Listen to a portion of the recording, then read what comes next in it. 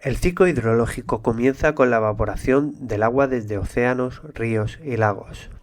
Ese vapor asciende, se enfría y se convierte en pequeñas gotas que forman las nubes en un proceso llamado condensación.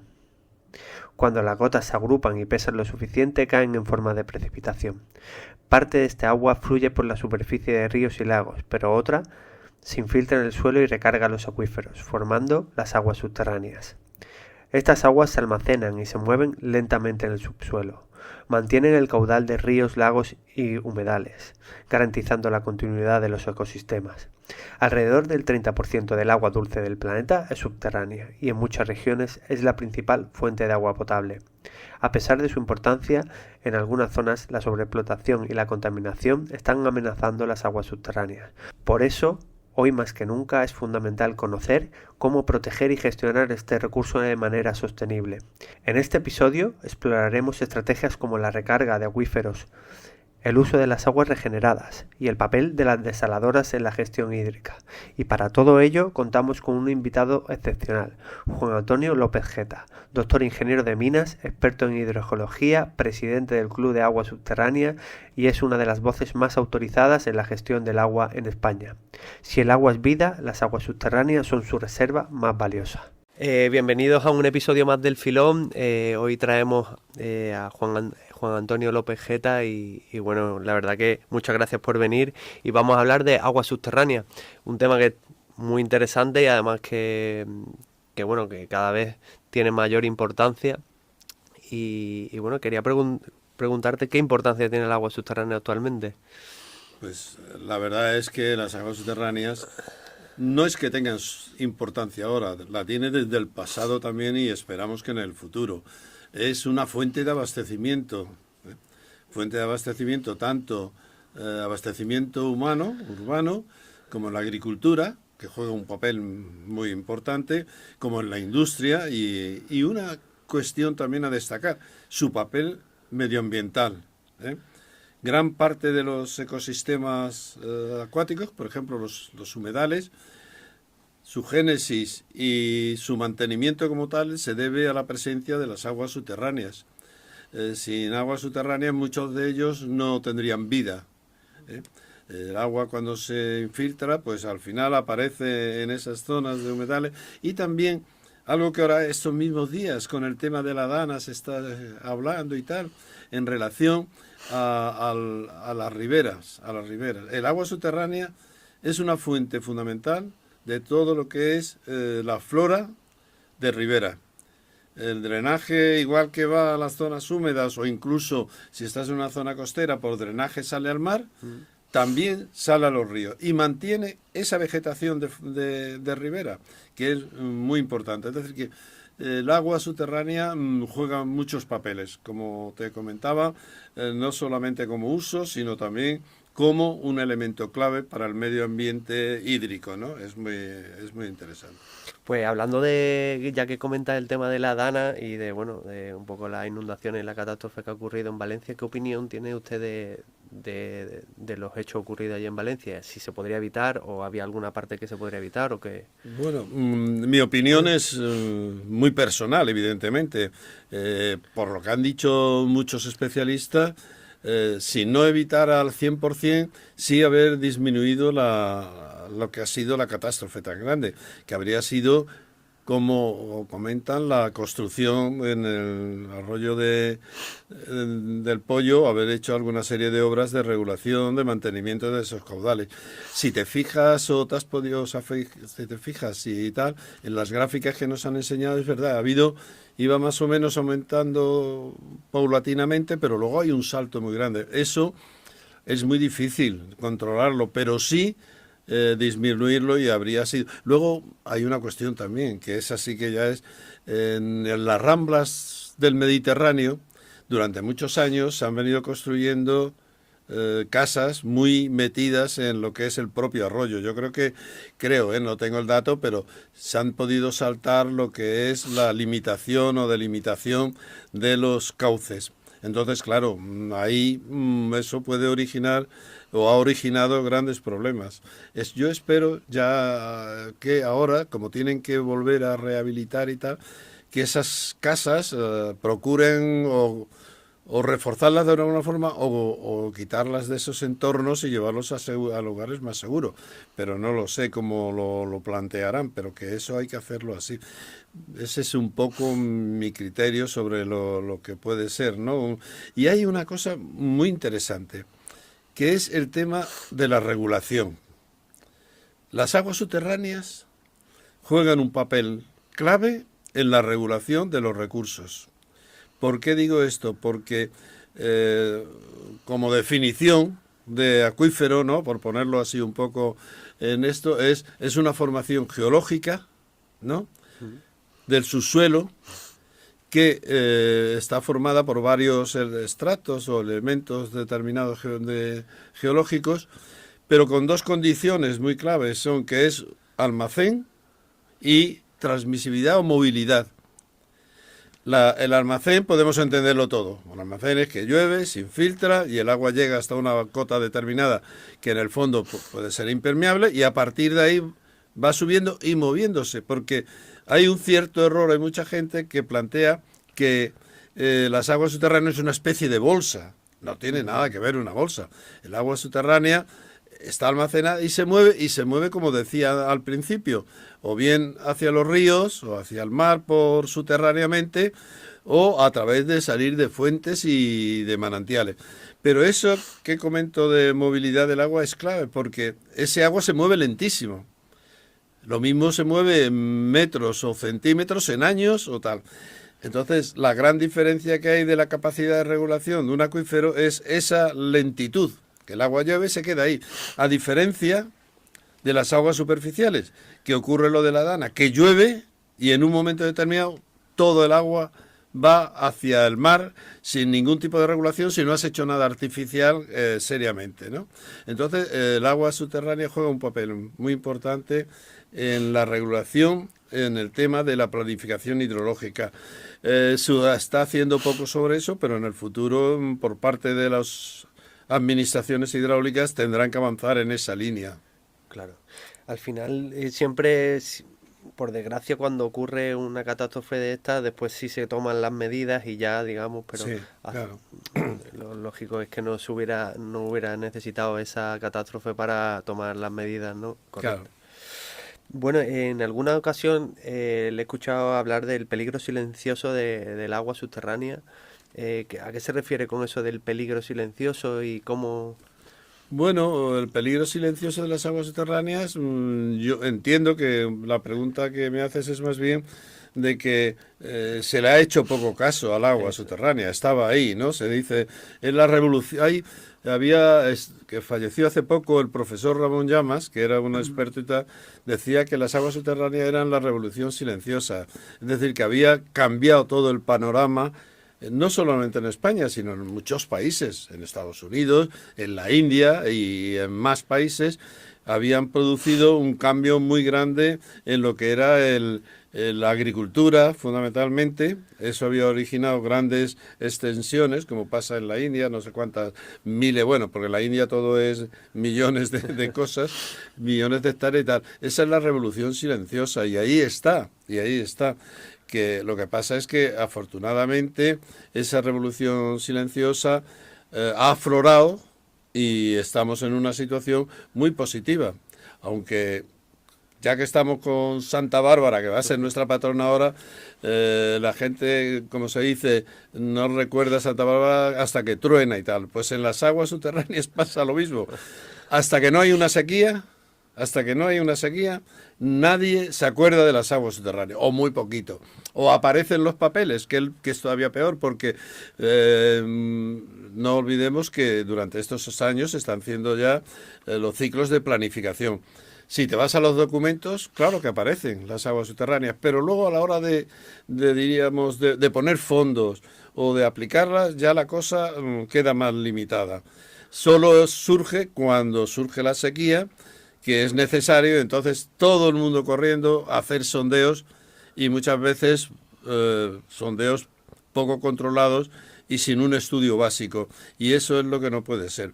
Pero es verdad, las aguas subterráneas han sido, como decíamos antes del profesor Llama, la revolución silenciosa porque ha dado lugar a un cambio del panorama del uso de las aguas.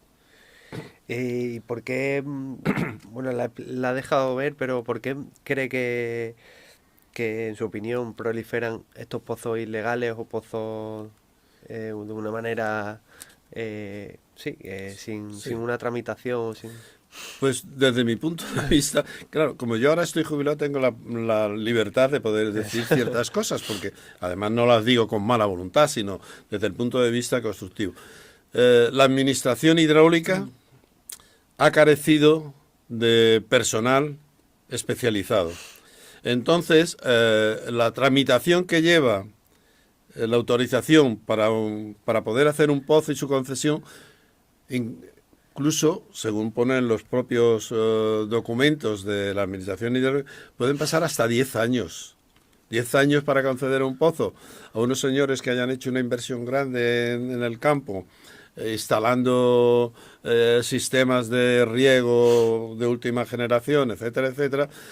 Entonces, yo no digo que eso sea, diríamos, un arma para decir, pues yo saco aquí el pozo y hago y saco el agua. Eso está mal, no está mal, eso no está adecuado. Pero lo que sí es cierto es que la Administración ha carecido y sigue careciendo de personal especializado.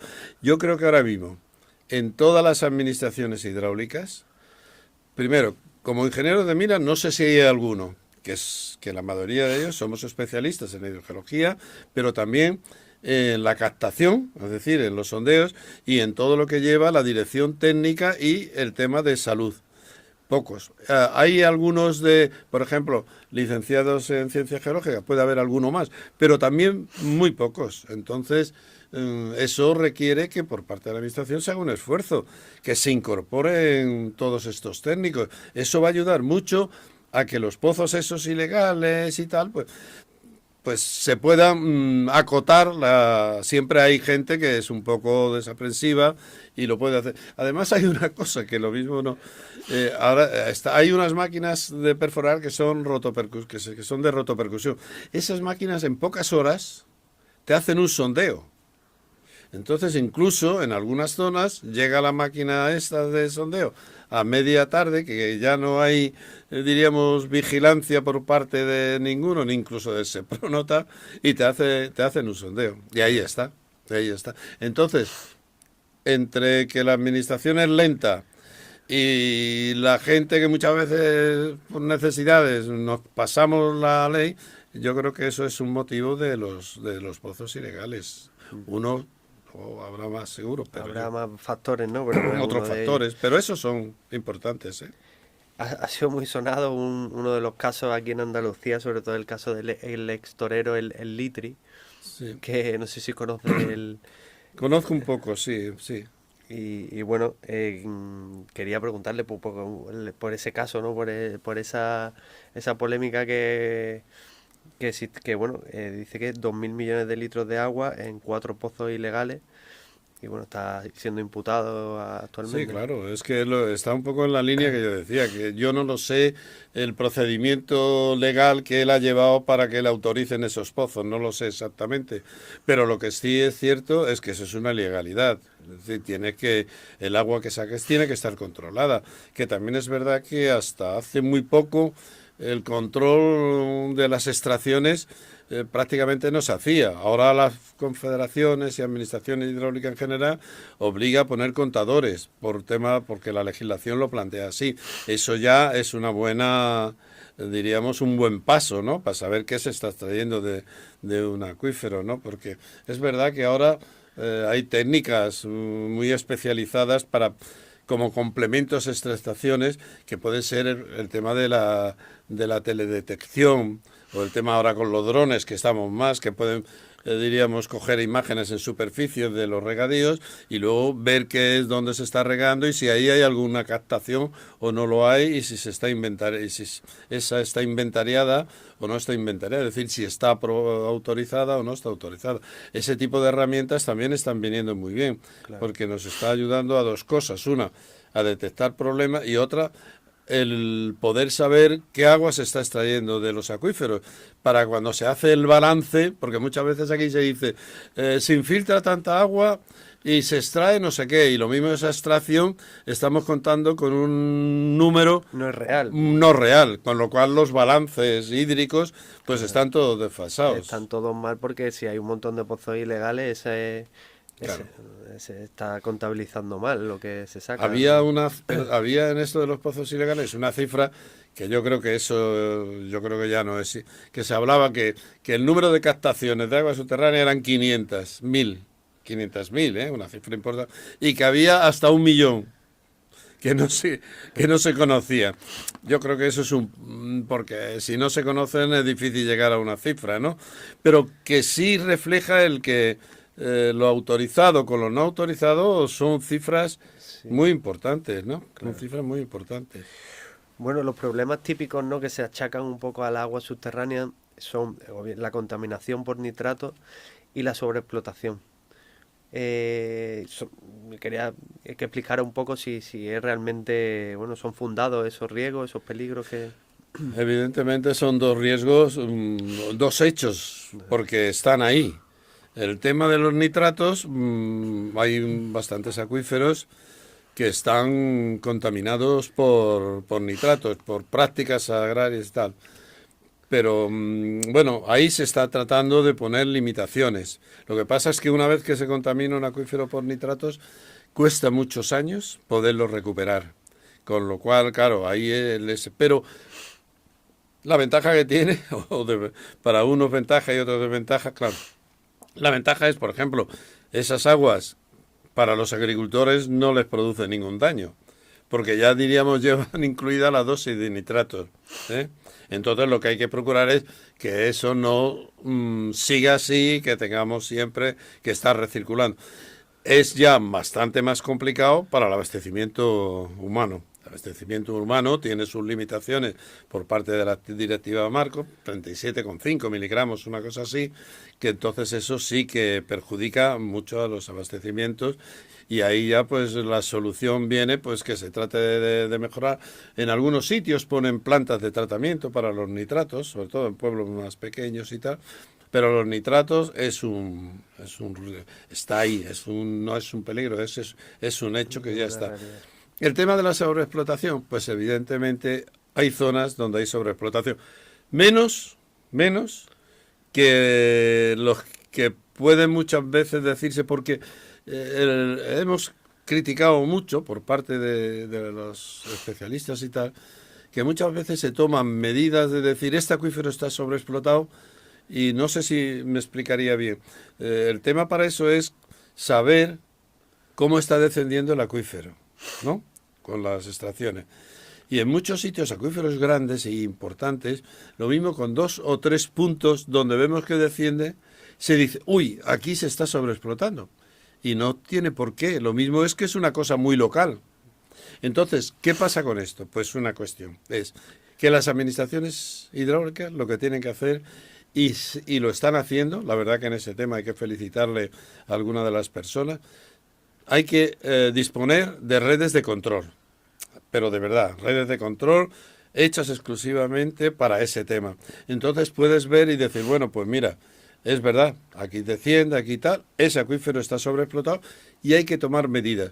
Lo que pasa también es que esas medidas no se han hecho porque ha habido poca planificación, muy poca planificación durante todos estos años.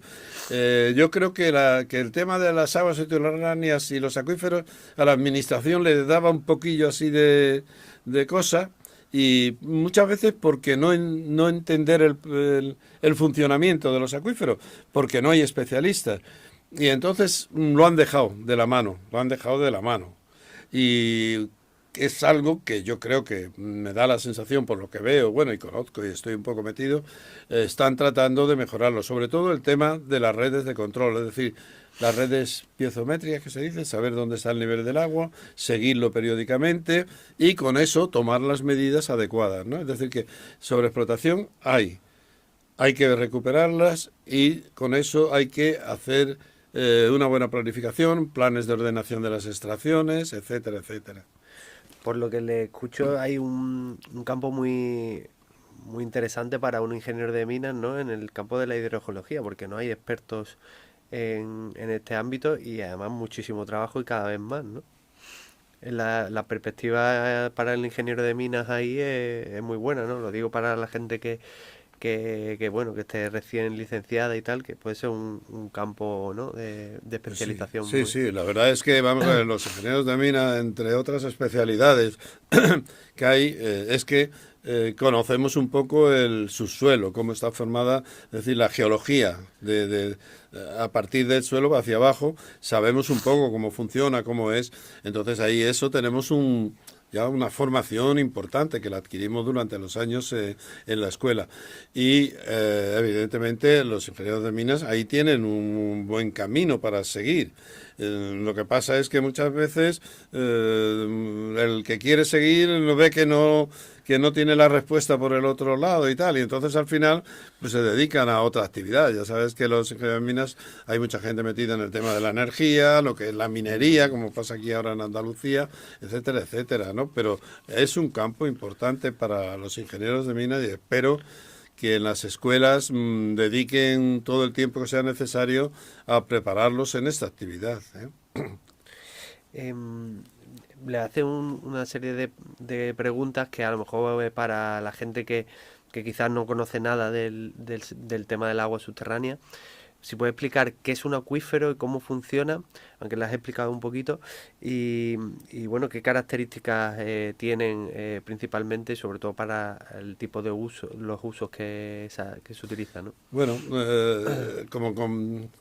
te comentaba al principio, los acuíferos, hay muchas definiciones, evidentemente, pero yo creo que la más adecuada es esa que te comentaba. Es una formación geológica, ¿no?, subterránea que tiene unas características, esos terrenos determinados. Sobre todo una característica que tiene que tener importante es la porosidad.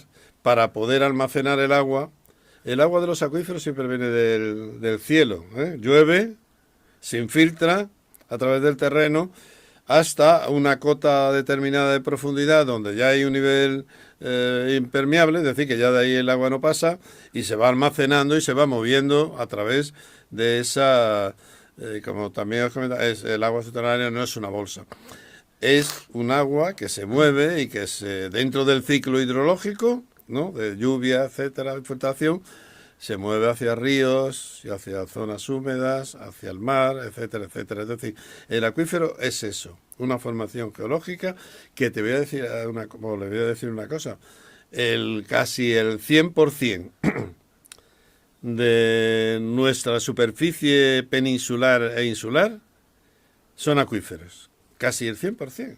Lo que pasa es que hay unos que son mejores porque tienen unos parámetros hidráulicos, unas características hidráulicas mejor que otros, pero que el agua está ahí. Y además solo basta que cuando veas por ahí hacer lo mismo una obra para construir una casa, al final localizan agua y tienen que estar poniendo ahí bombas para desaguar.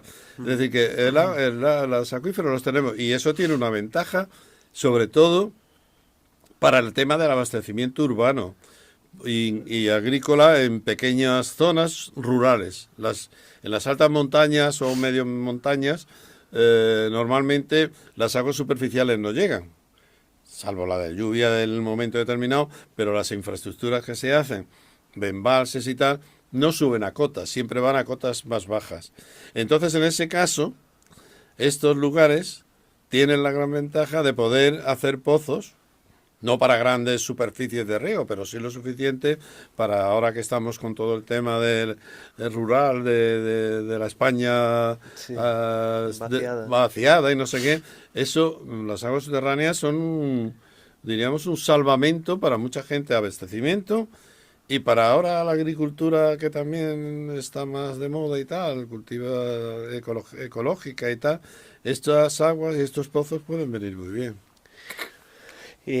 Yo creo que la pregunta que casi todo el mundo se hace, pero bueno, yo tengo un terreno, ¿no? A lo mejor tengo un terreno. ¿Hay agua en mi terreno? Y después te quería preguntar por el tema de los zahorí. ¿Qué opinión tienes tú de esa técnica que utilizan los zahorí? Si realmente funciona o no funciona. Bueno, Yo aquí me tengo que declarar enemigo total de los zahoríes, ¿eh? Yo creo que uno de nosotros, si viene un curandero y de repente nos dice que tal, esto es lo mismo. Los zahoríes no te... Suele haber algunos que son, como son gente, algunos inteligentes, que y viven en la zona, pues están hartos de lo mismo ver en una zona determinada teniendo pozos y que ahí tiene agua y en el otro no, y entonces ellos en un momento lo aplican. Yo creo que yo los zahorí soy enemigo. Hace poco la revista de Industria y Minería del colegio, de la Asociación de Ingenieros de Minas, me ha publicado un artículo hablando en general del agua y sobre el tema de los zahoríes. Ah, sí. Y ponía le ponía yo ahí un ejemplo que, digo, era en la zona de Cataluña y tal, sobre todo. Digo, van a dejar sin ningún campo de fútbol a los equipos estos de pueblos, porque no sé qué pasaba, que todos los pozos el zahorí lo marcaba en el campo de fútbol. Es decir, que el zahorí, al final, y yo decía, bueno, pero bueno, pues digo, van a dejar sin campos porque se están cargando todos los campos haciendo pozos que luego la gran mayoría de ellos no tenían agua. Con lo cual, digo, hombre, parece que son enemigos del fútbol más que del eso. Yo soy... Los zahorí no tienen ningún sentido, no tienen ningún sentido, salvo lo que comento, que puede haber alguien que tenga un poco así, que sea una persona inteligente, que se fije y qué tal, y en la zona donde vive, pues esté harto de ver cosas y sabe, y él relaciona, pues mira, por ahí han hecho pozos y marque un pozo y tenga agua. Pero yo ya digo, a mí la anécdota esta, que estaba viendo en 2 o 3 campos, allí en la zona sur de Cataluña y tal, todos en el campo de fútbol. Digo, se lo van a cargar. Perdón por la interrupción, solo es para deciros que lleváis la mitad del podcast. Si habéis llegado hasta aquí, es porque os está aportando valor. Quería daros las gracias por el apoyo y deciros que para seguir creciendo y mejorando el podcast, nos viene súper bien que le deis al botón de suscribirse. No os molesto más, seguid disfrutando del episodio.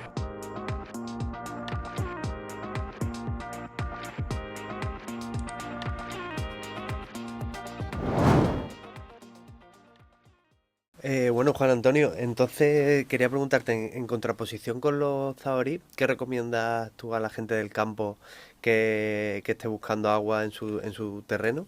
Bueno, vamos a ver, yo creo que para eso hay especialistas, ¿eh? Los hidrogeólogos son los que deben de hacer ese tipo de estudios. Si tú estás malo y tienes una cierta enfermedad, no te vas a un curandero, normalmente que te vas al médico, que es seguramente el que te pueda pronosticar lo que tienes. En este caso pasa igual, el hidrogeólogo hará el estudio, aplicará las herramientas, como comentábamos antes que las hay ya más modernas, el tema de la geofísica, tanto superficial como subterránea, los drones, la teledetección que decíamos antes, son instrumentos que pueden utilizar muy bien los hidrogeólogos y seguramente que ellos podrán tomar la decisión si ahí se debe hacer un pozo o no, porque muchas veces el estudio puede costarte un poquito más, pero te estás salvando de que no hagas un pozo en un sitio donde no hay agua, perdón, y luego eso sí que es una inversión importante, porque los sondeos son caros. Entonces yo creo que una cosa por otra te merece la pena gastarte algo en el estudio, buscar a un especialista, que los hay muy buenos, y ahorrarte luego cosas que no son adecuadas a la hora de construir el sondeo. Te llevas una sorpresa y eso sí, ya como decías, eso cuesta bastante dinero, ¿eh? Entonces, Bueno, vamos a hablar un poquito del cambio climático y cómo afecta en la recarga de los acuíferos o cómo está afectando, ¿no? bueno, vamos a ver, el cambio climático, todavía no sabemos cuál puede ser el efecto. Los especialistas del cambio climático dicen que más o menos las lluvias, la cantidad de agua va a ser la misma, lo que pasa es que va a ser distribuida de otra forma temporalmente, es decir, en momentos determinados y más concentrada y luego distribuida espacialmente también de otra forma. Yo pienso que los acuíferos no se deben de ver muy afectados por ese tema. Yo creo que van a seguir recargándose en los sitios que, claro, que pueda llover, ¿no? Si no llueve no habrá ninguna posibilidad. Pero así, de forma general, yo creo que no tiene por qué afectar por esas dos cosas que te decía, que una es que va a llover, va a seguir lloviendo, aunque más concentrada en cierto momento y distribuida geográficamente un poquito distinto, ¿no? Pero en general no tiene por qué ser un efecto grande. Hay que darse cuenta que al final las aguas subterráneas lo que necesitan es que haya agua y que se infiltren. Y si hay agua y se infiltra, pues el acuífero se recargará adecuadamente, ¿no? Y cómo, o sea, no va a haber mucha diferencia, pero sí que habrá que hacer alguna adaptación, ¿no? ¿Qué adaptaciones habría que tomar? Bueno, yo creo que adaptación desde ese punto de vista no hay nada que hacer. Lo que sí es que, claro, habrá que hacer un seguimiento más exhaustivo de la situación de esos acuíferos. Para eso, como decíamos antes, las redes de control y tal, para ver si en algunas zonas determinadas ese efecto puede ser más acusado que en otros. Pero en general yo creo que no tiene que ser una cosa muy, diría, muy grave. Puede afectar un poquito, pero yo creo que no tiene por qué ser muy grave. ¿Y qué sistemas se pueden emplear? O sea, porque al final pues se habla de todos esos riesgos que hemos hablado, de sobreexplotación, de nitratos. ¿Qué sistemas se pueden emplear para tratar todos esos problemas sin que afecte económicamente a las comarcas, ¿no? Bueno, afectar económicamente puede afectar, porque si en una zona determinada se ha hecho una mala planificación, pues los recursos, lo mismo localmente, han disminuido. Y eso puede ser un problema importante. A esto hay que ligarle ahora ese tema de los problemas, es hacer una buena reutilización de lo que es aguas residuales, las aguas regeneradas que llamamos, que han sido sometidas a unos tratamientos. Y ahí en esas zonas lo que sí se puede hacer es recargar esos acuíferos con esas aguas y mejorar la situación, es decir, disminuir esa sobreexplotación, pero ya digo, con aguas regeneradas, con terciarios para que no haya problemas de afección a las propias aguas. La única forma que hay de mejorar esos sitios es con los planes de ordenación de las extracciones. Es decir, los organismos de cuenca en esos acuíferos sobreexplotados todos los años tienen que hacer de esas zonas unos planes de ordenación para indicar si este año se puede sacar agua o no se puede sacar agua, o se puede sacar un 10 o un 20 o un 30% para tratar de recuperarlo dentro de unas posibilidades. Hay acuíferos que son prácticamente irrecuperables. Por ejemplo, en la zona de Alicante hay acuíferos que son pequeños, que llevan sobreexplotándose años y años, y recuperarlos ahora tendrían que pasar 20, 30, 40 años, incluso dejándolos de explotar. Incluso dejándolos de explotar, tardarían 30 o 40 años hasta volver a su... Porque antes hemos hablado de los acuíferos y tal. Los acuíferos, hay un tema que es que todavía no estamos aquí en España utilizando mucho, pero sí en ciertas zonas y sobre todo en Estados Unidos, que es el aprovechamiento de las reservas. Cuando hablamos de recarga de aguas subterráneas, siempre hablamos de recursos renovables. Los recursos renovables son los que periódicamente se infiltran de forma regular. Haciendo los cálculos cada 10 años, este acuífero admite 20 hectómetros cúbicos. Y ese es el agua que se puede extraer no afectando a la reserva. Pero las reservas están ahí para algo. Siempre se ha hablado mucho de la explotación minera de las aguas subterráneas, que es el tema de aprovechamiento de esas aguas en reserva, que están ahí y que no forman parte de esos recursos renovables. Esas aguas que están ahí se pueden explotar, pero de forma planificada. Por ejemplo, un caso que ya es práctico, en Madrid capital, Sí. Madrid capital está sobre un acuífero muy importante, que está casi prácticamente como reserva. Cuando hay sequía en Madrid y hay un déficit de aportaciones superficiales, se explota ese acuífero. se explota. Lo mismo está un año o año y medio y descienden los niveles. Estás aprovechando esa reserva. Pero ¿qué pasa? Que luego estás 3 o 4 años que recargas con las aguas de lluvia que se están produciendo y llegas otra vez al equilibrio. Es decir, que el tema de las reservas y la planificación hidrológica y el uso de los abastecimientos es muy importante en eso. Son aguas que están ahí y que ya te digo, se han llamado, y la gente así eso dice, no, es la explotación minera. La explotación minera es que, claro, cuando tienes un filón te quedas sin filón. Una vez que lo has... Y aquí la han llamado así, pero ojo, con una planificación adecuada tú vuelves a retornar otra vez esas aguas que estaban ahí, ¿sabes? Esa es un poco la estrategia. Has hablado de las aguas regeneradas.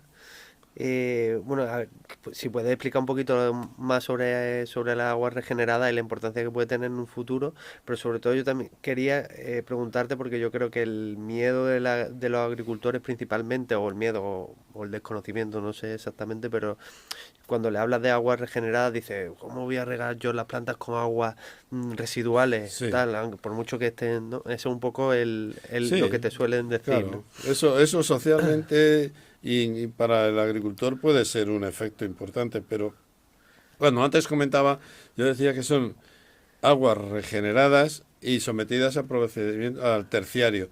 Esas aguas ya se pueden beber directamente, pero lo que sí se está haciendo en algunas zonas es diríamos, para quitar ese miedo al agricultor, incluso a la persona que luego vaya a comerse esas lechugas o tal, es infiltrarlas en el acuífero.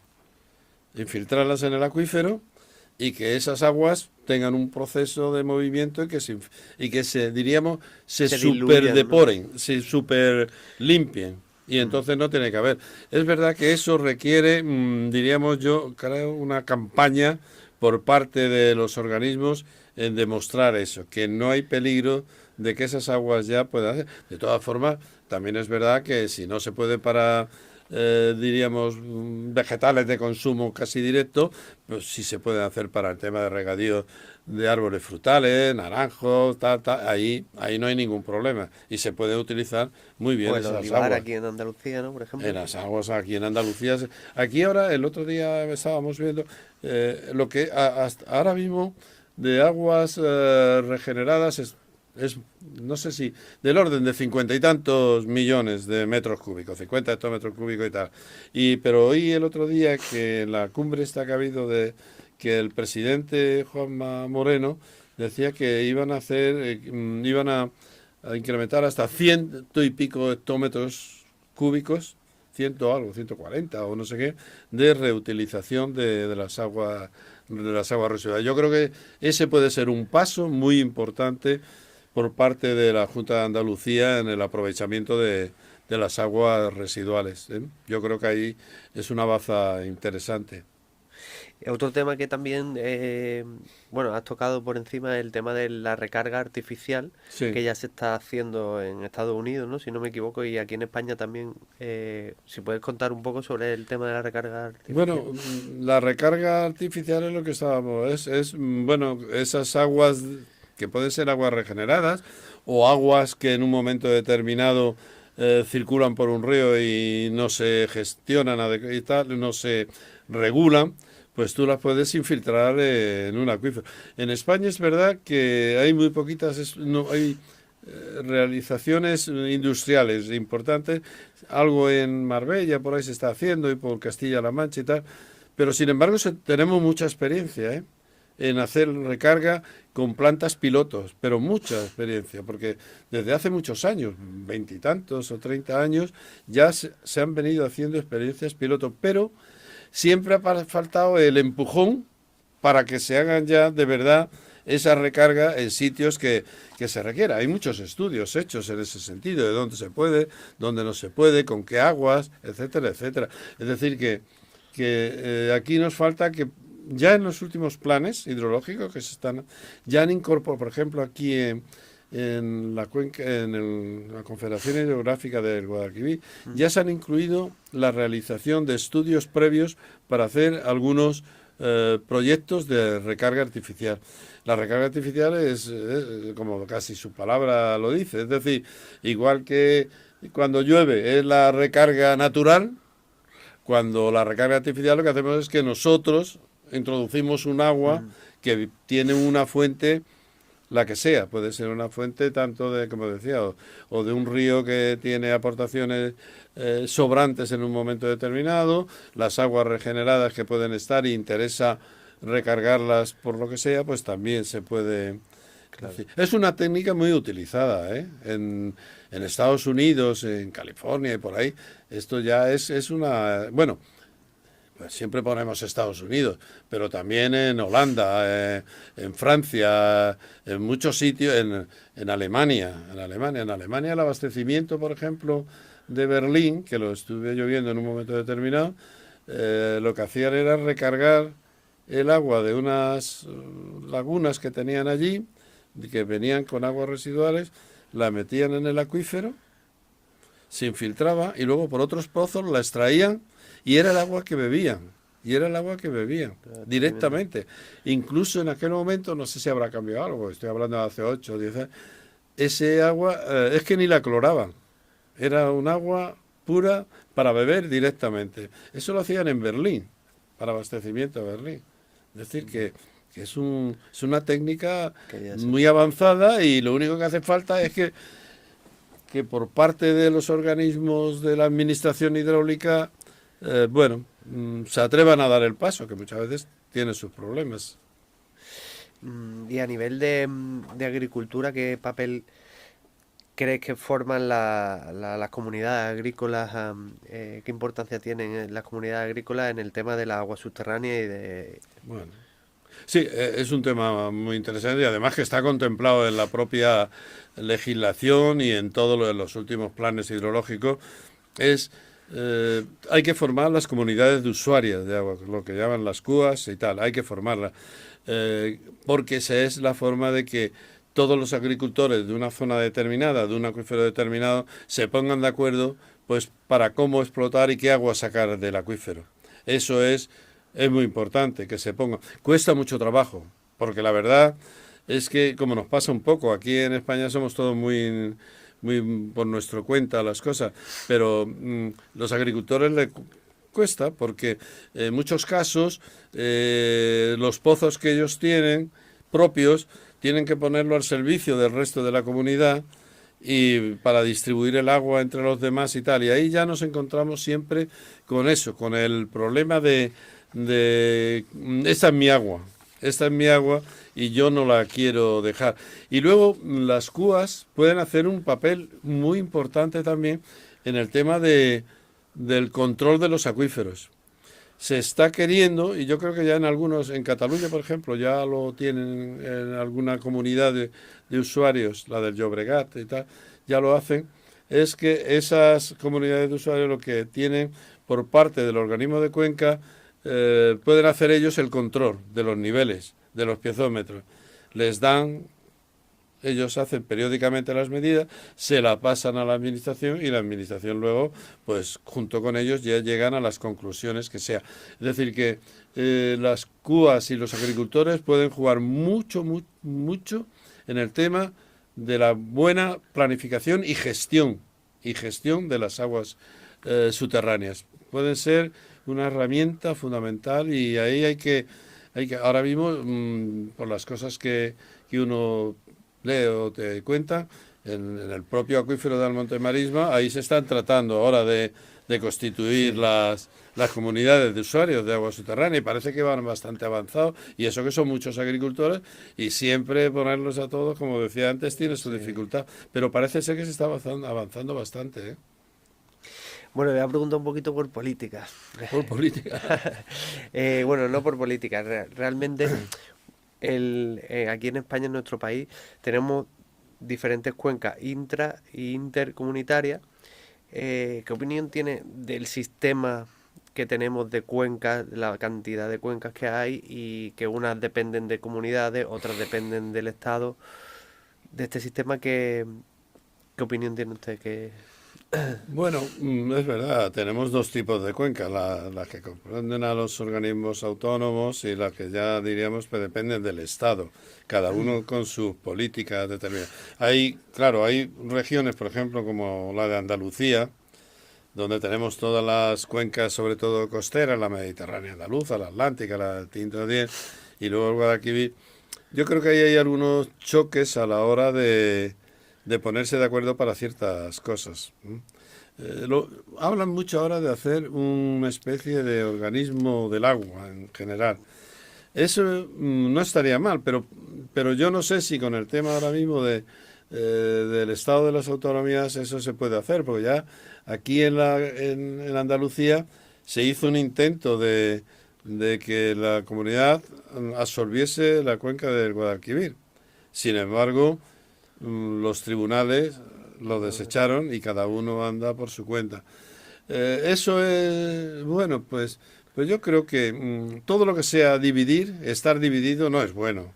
Dividido no.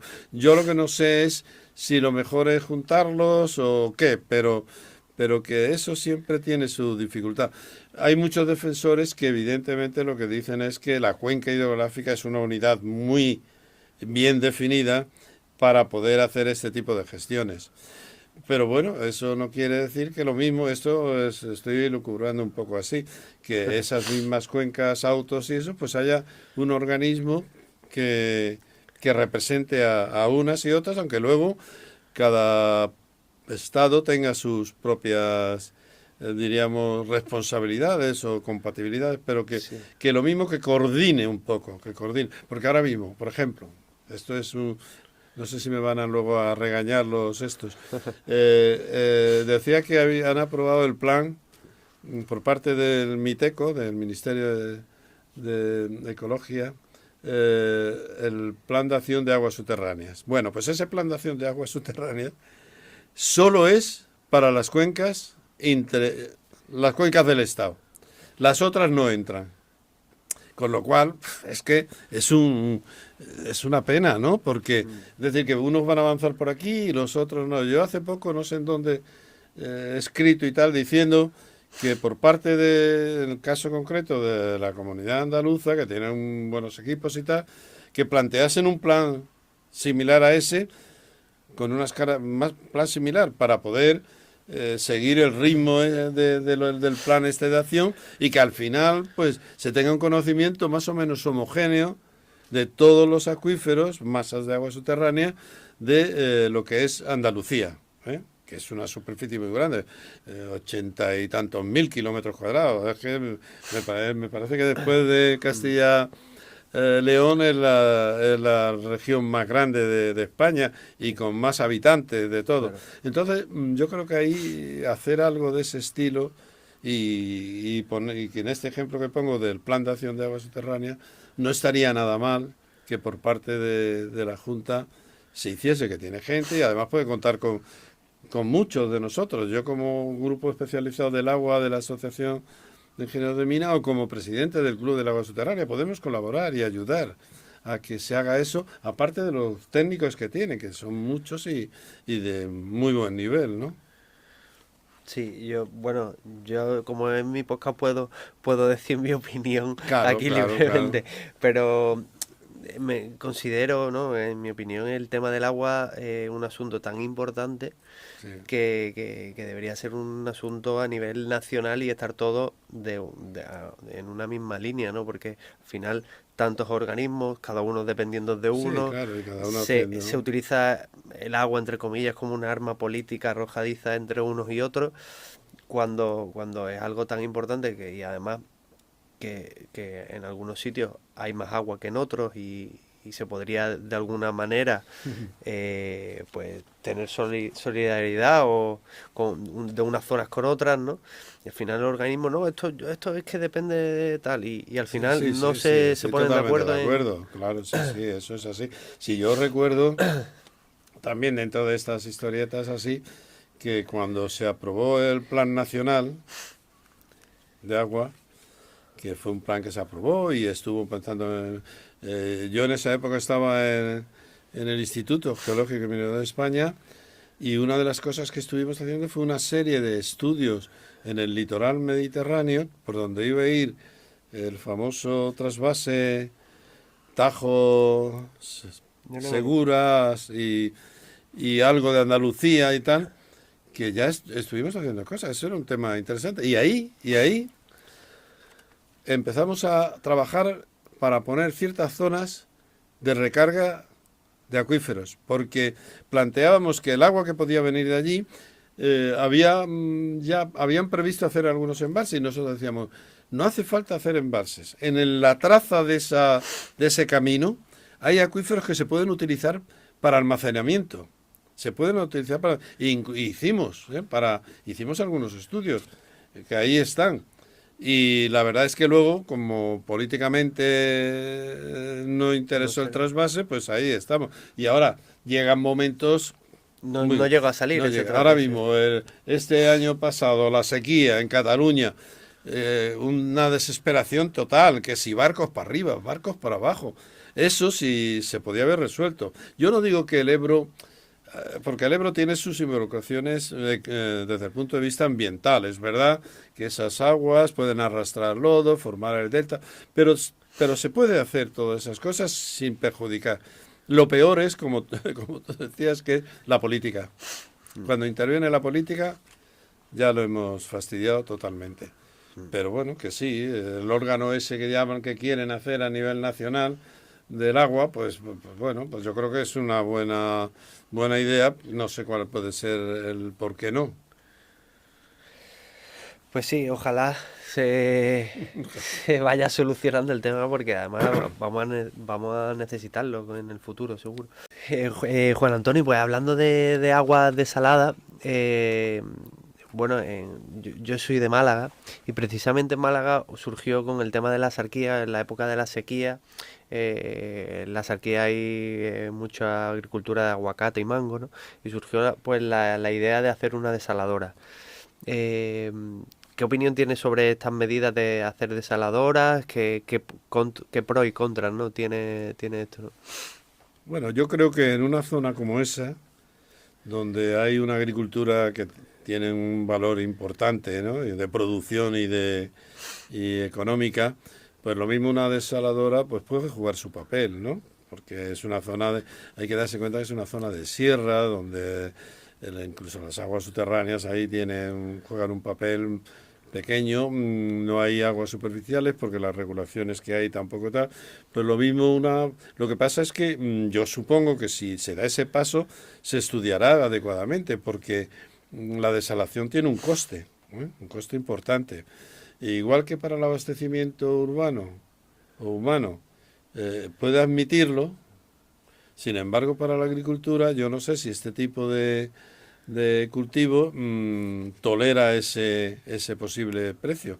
Pero bueno, es que cuando las medidas, es que todas estas cosas hay que hacerlas estudiando bien y económicamente viendo tal. Que hay limitación claro, cuando llegas a una zona como esa, yo la conozco un poco también, de haber estado en mis tiempos, yo estuve trabajando también en Málaga, en la oficina del ICME durante una serie de años, y bueno, y esa zona más o menos me la conozco, ¿no? Aunque tal. Y es verdad, cuando no hay, pues las desaladoras puede ser un buen planteamiento para esa zona, ¿no? Igual que las aguas residuales que estábamos diciendo, allí también, lo mismo hay posibilidades de las aguas residuales porque hay núcleos importantes de tal, que lo mismo con tratamientos y como decíamos, de un terciario y tal, puede quedar el agua bien, porque además ese tipo que no son la lechuga, el tomate, ahí lo mismo los árboles admiten mucho más fácil, no tiene diríamos, ese que no hay riesgo, pero socialmente se ve peor. Uy, me voy a tomar una lechuga que la han regado con aguas residuales, ¿no? Pero claro, los árboles, los frutales y tal, yo creo que eso no tiene ningún peligro, ¿eh? Pues bueno, para acabar, Juan Antonio, un último mensaje que quieras dar a los agricultores, a los gestores de agua y un poco...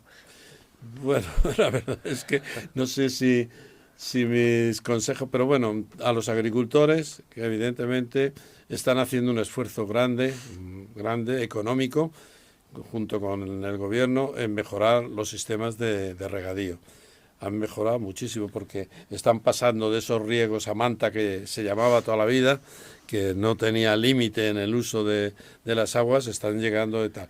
Que ellos mismos también faciliten a las confederaciones o a las administraciones hidráulicas, en el caso de las autonomías, la formación de las cúas, que tiene un objetivo muy bueno, que es poner de acuerdo a todos para un uso, diríamos, racional, y una buena gestión de las aguas de los acuíferos.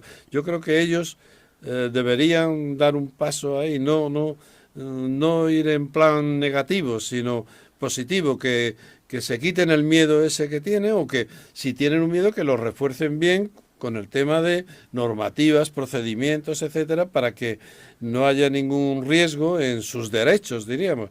Pero yo creo que los agricultores tienen que estar ahí, tienen que entrar en la gestión del agua, siendo un instrumento importante de los organismos de cuenca. Tienen que ser un organismo de cuenca. Y luego la segunda parte que me preguntabas era sobre las administraciones en general. Pues es que hemos hablado tantas cosas de esto. Yo creo que es que la administración tiene que hacerse eco de la importancia que tienen las aguas subterráneas. Y con ese eco que tomen las medidas. Hablábamos de una cosa que dispongan de personal especializado. Que hay muchas profesiones que pueden hacerlo. Estamos hablando de los ingenieros de mina, de los geólogos, en parte también de algunas cosas los biólogos. Es decir, que hay unos colectivos de ingenieros y licenciados que pueden ayudar mucho a ese tema en las confederaciones, que no se dediquen exclusivamente a los temas de aguas superficiales, que muchas veces no tienen culpa. Es lo que llevan haciendo muchos años y te es más fácil hacerlo que meterte en un campo que es más complicado, porque la verdad hay que tener cierto eso. El tema de las aguas subterráneas es complicado, porque un acuífero no estás viendo en superficie un embalse y tal. Tienes que estar imaginándote que hay una cosa ahí abajo que es capaz de almacenar agua, que geológicamente tiene una estructura, que esas aguas se mueven y que en muchos casos están sometidos a direcciones preferentes porque hay unas fracturas. O hay un acuífero kárstico que se mueve más rápido. Los acuíferos kársticos es lo que tienen, que no responden a ese modelo que decíamos del agua lenta y tal, sino que lo mismo salen con... Entonces, claro, y que eso, llevar el control, que es muy importante. Hay una cosa que es entendible y por eso los embalses se controlan más fácil. Las aguas subterráneas, los acuíferos, los acuíferos es más complicado. ¿Por qué? Porque ocupan grandes extensiones. Y para esas grandes extensiones tienes que tener mucho personal. Si no, hemos dicho que casi ocupa todo el territorio peninsular e insular. Entonces, ahí la administración es más complicado, es bastante más complicada que en un embalse en superficie, que en un río tiene 3 embalses o que meten tal, pero en eso es más complicado. Entonces, ese es un tema que tienen que subsanar a base diríamos, de inteligencia en cuanto a la forma de funcionar y disponer de los medios adecuados, ¿no? Yo creo que por ahí puede estar. Pues bueno, Juan Antonio, muchas gracias por venir al Filón y la verdad que ha sido un placer. Vale, encantado de que me hayáis invitado y a través del Colegio de Ingenieros de Minas de aquí del sur, que también se lo agradezco, que hayan pensado en mí y aquí estamos para lo que te interese en algún otro mina y que el tema de sigue tu filón que vaya para arriba como tiene que ser. ¿Vale? Pues muchas gracias. A ti.